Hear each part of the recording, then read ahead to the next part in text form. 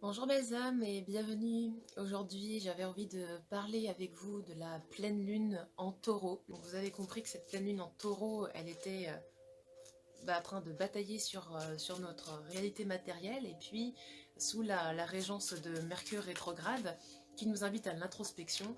Donc une petite bataille entre nos besoins matériels et puis nos envies d'aller à l'intérieur. Donc c'est une pleine lune qui est assez assommante quand même parce que elle m'a un peu travaillé pendant la nuit. Donc je sais pas ce que ça a donné pour vos rêves et tout ça, mais moi qui ne rêve pas tellement d'habitude, bah, c'est assez réel et puis assez concret, donc voilà. Donc ça c'est la pleine lune, sans compter le portail du 11 d'hier qui était assez costaud. Voilà, voilà. Donc on va regarder un petit peu ce que l'on peut avoir comme guidance, et puis je vous proposerai donc de faire un petit tirage également avec ce nouvel oracle de l'Alliance Galactique. Voilà, donc je vous proposerai un petit tirage, vous choisirez un chiffre entre 1 et 3. Et vous pourrez du coup avoir un tirage personnalisé. Et donc, bah alors là, ça c'est étonnant, tiens. Renaissance audacieuse. Enfin, c'est étonnant. C'est la carte qui était associée à la nouvelle lune de la dernière fois. Je ne sais pas si vous vous souvenez. Donc c'est avec la déesse Ishtar. Et c'est étonnant sans être étonnant parce que en ce moment, il y a il y a un besoin de se questionner sur les transformations et la renaissance que l'on a envie de vivre. On est sur une énergie phénix très très forte. euh, et une énergie de mort, c'est-à-dire une énergie de laisser vraiment les choses se finir des cycles pour en redémarrer des nouveaux. Donc finalement je suis étonnée mais pas si étonnée que ça d'avoir la même carte pour la pleine lune et la nouvelle lune. Et tout ça se fait avec, encore une fois, l'alchimie divine. C'est un truc de dingue. On a exactement les mêmes cartes que pour la nouvelle lune. Euh, Oui, Marie-Madeleine, normal. Normal, j'ai envie de dire, notre grande copine Marie-Madeleine. Les Marie et Isis sont très très présentes en ce moment.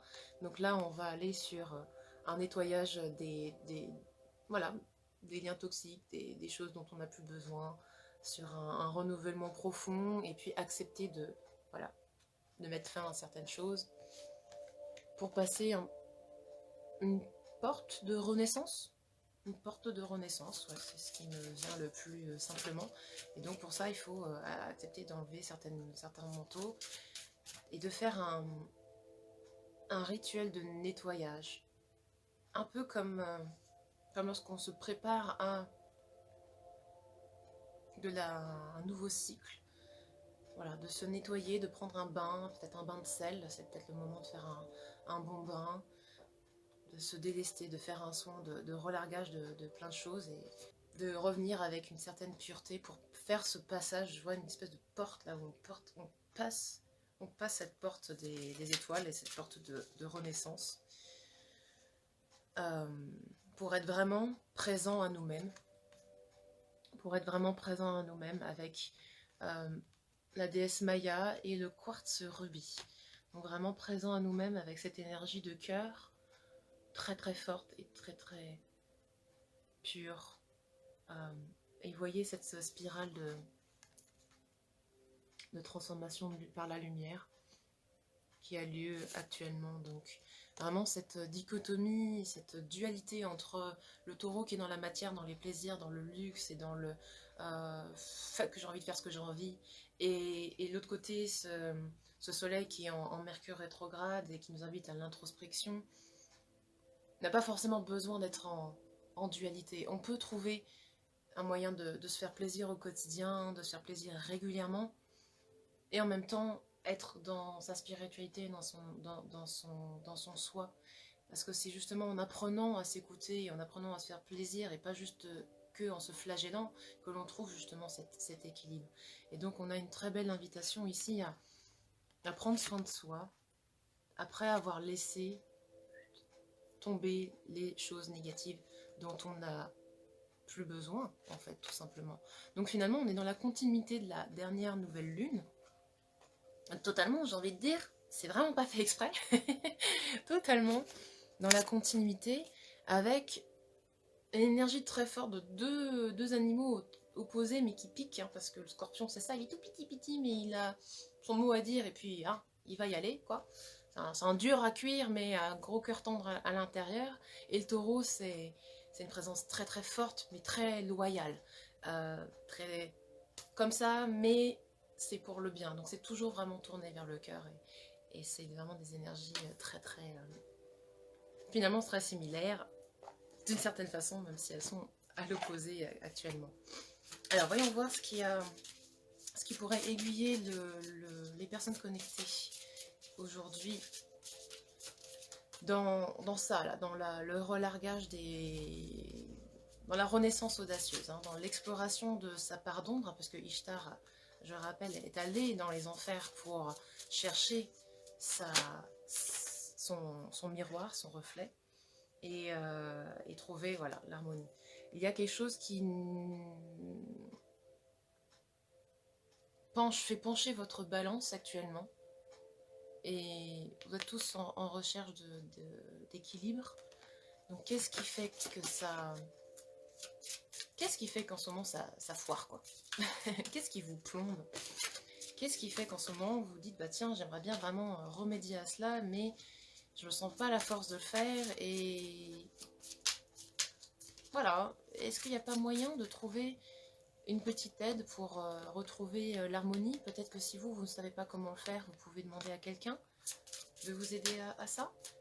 Et je vois beaucoup un lotus, hein, là-dedans. Le lotus qui a besoin de pousser, enfin qui pousse dans la boue, hein, avant de révéler une magnifique fleur. Et vous pouvez être cette renaissance-là. Hein. Cette renaissance-là. D'accord. Et on va demander maintenant un peu plus de précision sur quelle alchimie, quelle transformation enclenchée peut-être, un petit comment, maybe, pour nous aider à relarguer ça, parce que lorsqu'on voit pas forcément aussi la source qui fait pencher la balance d'un côté, peut-être qu'un peu d'aide sur le qu'est-ce qu'il faut explorer. La sensation d'être abandonné, d'être seul.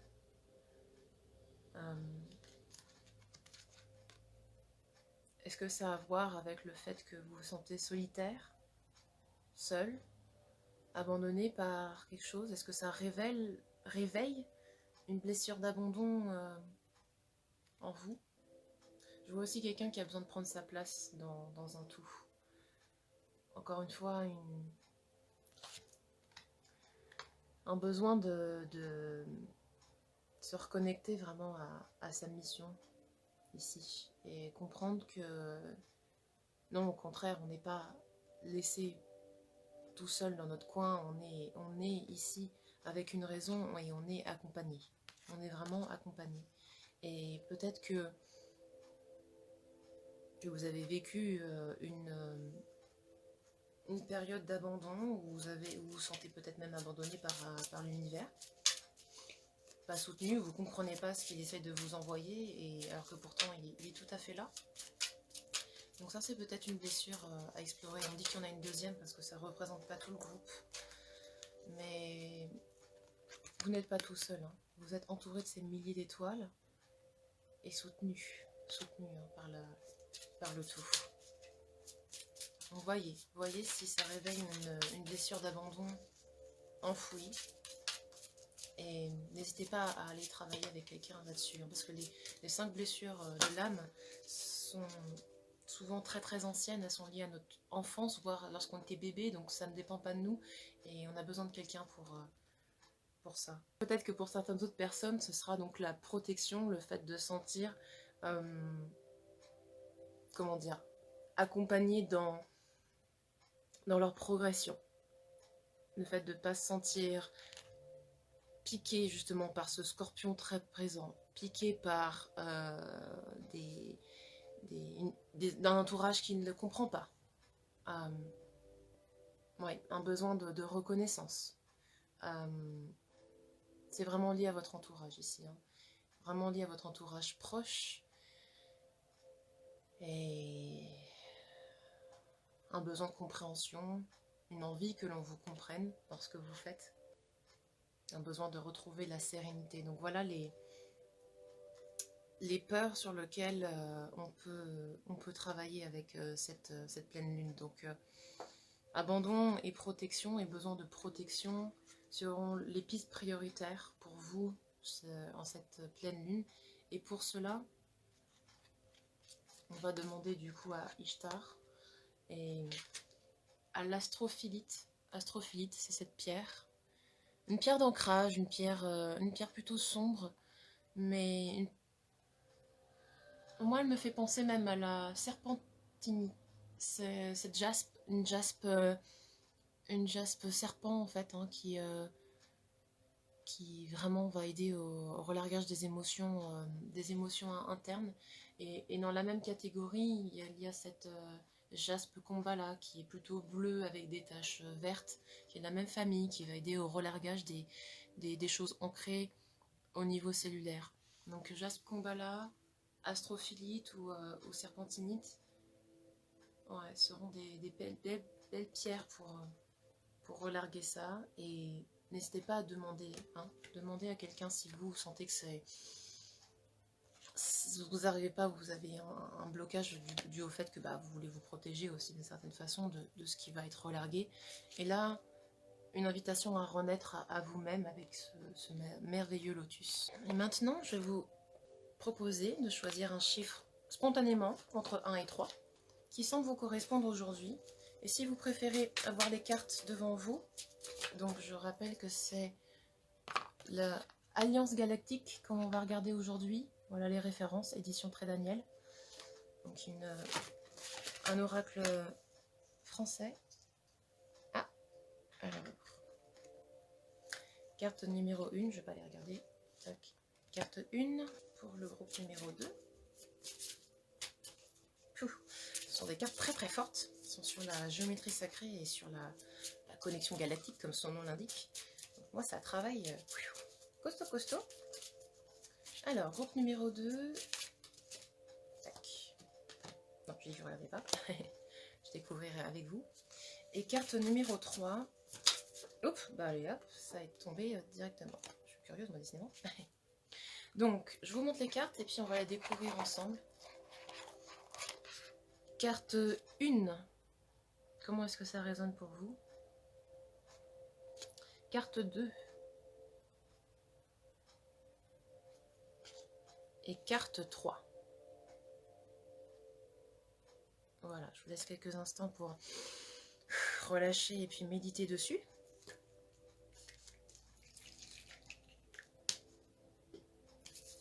Alors, pour la carte numéro 1, numéro 24, donc associé au chiffre 6, vos mots sont votre vie, mais disserter des heures sur des concepts entourés de mots, voilà votre tour de Babel. Pour communiquer, il faut avant tout communier. Et pour communier, il faut aimer et s'aimer aussi soi-même. C'est marrant parce que j'ai publié aujourd'hui sur mon groupe Entrepreneurs Spirituels un truc sur la communication et le fait de se développer spirituellement. Alors c'est très fort, hein, je préviens. Très très fort. Ça travaille à la fois sur le chakra gorge et pas mal sur le troisième œil. Et j'ai l'impression aussi sur étoile de l'âme, donc voilà. Voilà le premier groupe. Donc, si vous cherchez vos mots, communiez avec vous-même, développez-vous spirituellement, communiez avec vos guides, et tout va se faire très très fluidement. Et si vous êtes en recherche de communiquer avec les mots justes, je viens de créer une petite formation très simple où je vous apprends en moins d'une heure comment enlever les doutes et canaliser ce que votre âme ressent vraiment, et puis avec l'assistance de votre ange d'expression ou à l'archange Gabriel si vous avez envie de travailler avec l'archange. Et je vous explique comment poser cela, avoir un process très simple dans lequel vous allez vous poser avec vous-même pour finalement communiquer votre vérité, communiquer ce que vous êtes vraiment, tout simplement. Et puis finalement, l'inspiration, l'intuition va venir comme ça parce que, je sais pas, vous verrez quelque chose qui vous évoque un truc sympa et vous aurez envie de le partager, et donc la communication va se faire très très naturellement. Donc si vous êtes intéressé par cela, je mettrai le lien en dessous de cette vidéo. Très très très belle carte. Groupe numéro 2, numéro 38. Donc on est sur l'énergie du 11. Alors, soyez vrai et peu à peu, en vous acceptant, en vous aimant, vous dissoudrez les points de rouille qui entravent encore votre marche, car vous apprendrez à faire connaissance avec vous-même. J'ai envie de pleurer. Voilà, voilà.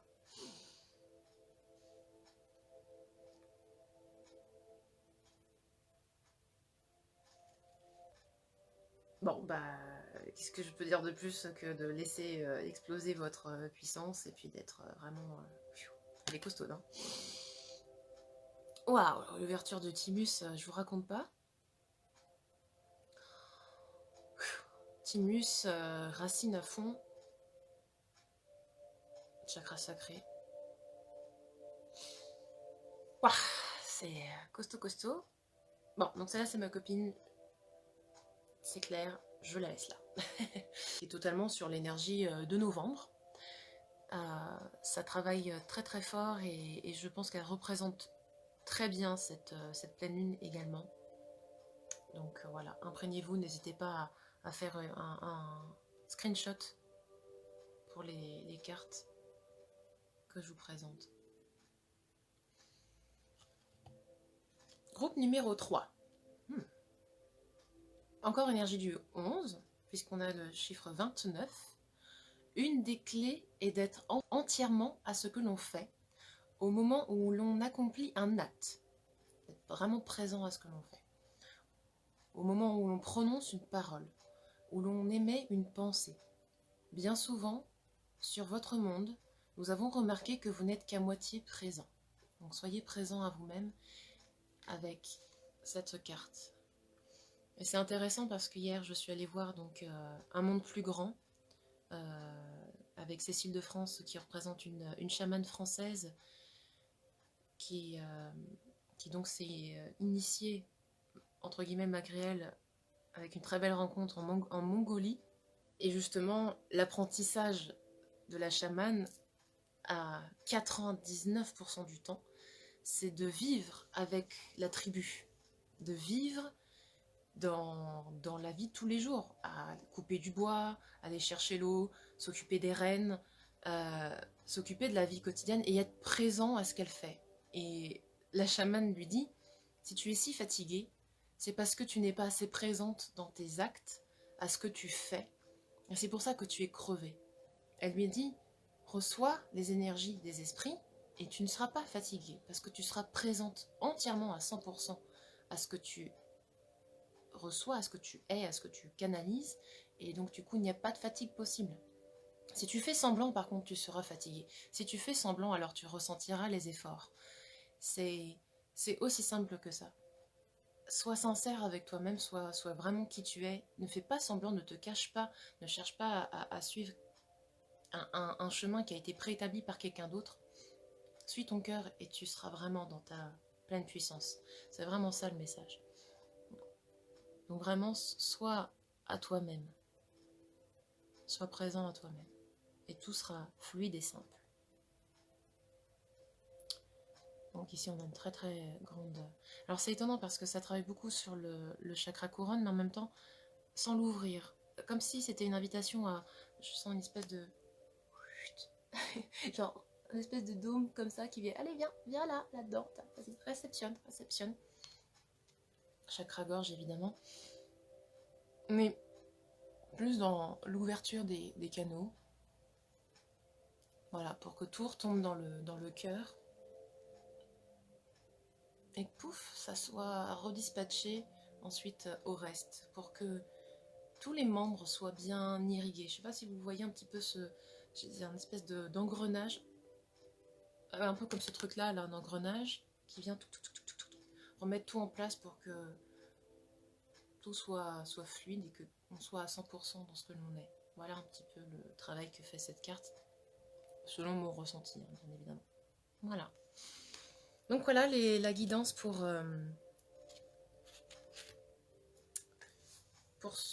cette pleine lune. Ça dépote, ça dépote. courte. C'est une pleine lune très, très sympathique. Donc, pour vous aider à travailler sur ces points-là, n'hésitez pas hein, donc à faire le deuil. À faire le deuil de certaines choses, à invoquer la mort pour la résurrection. Et je viens de me souvenir qu'en fait, c'est exactement la demande d'une de mes clientes hier. Mais oui, en fait, c'est exactement ce qu'on a fait hier. Elle m'a dit, j'ai l'impression que j'ai besoin de passer par ce rite de renaissance. Et j'ai besoin pour cela de mourir à moi-même une partie qui n'est plus moi. Et d'accepter de la lâcher en fait. De la lâcher pour renaître. Et ouais, je viens de me souvenir que c'est exactement ce que on a fait hier. C'est waouh, vous m'épatez. Mais wow, mes clientes m'épatent tout le temps. C'est un truc de dingue. Voilà. Et ainsi, avec l'énergie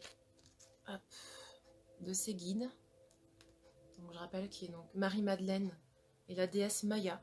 Maya qui lève les illusions, qui lève les voiles de l'illusion. Vous retrouverez ainsi l'harmonie. L'harmonie entre ces deux côtés qui n'ont pas besoin d'être en dichotomie, c'est-à-dire le plaisir, le corps physique et l'âme, l'expansion spirituelle. On est incarné en humain, pas pour rien, et autant profiter de toute notre expérience humaine et de ce véhicule physique que l'on a en prenant soin et en lui faisant plaisir aussi. Voilà. Namasté, j'espère que cette lecture vous a plu, que ça vous a donné à réflexion. Si vous avez des questions, n'hésitez pas à poster ça en commentaire, je serai ravie d'y répondre. Et je vous retrouve à la nouvelle lune pour une prochaine lecture. Prenez soin de vous.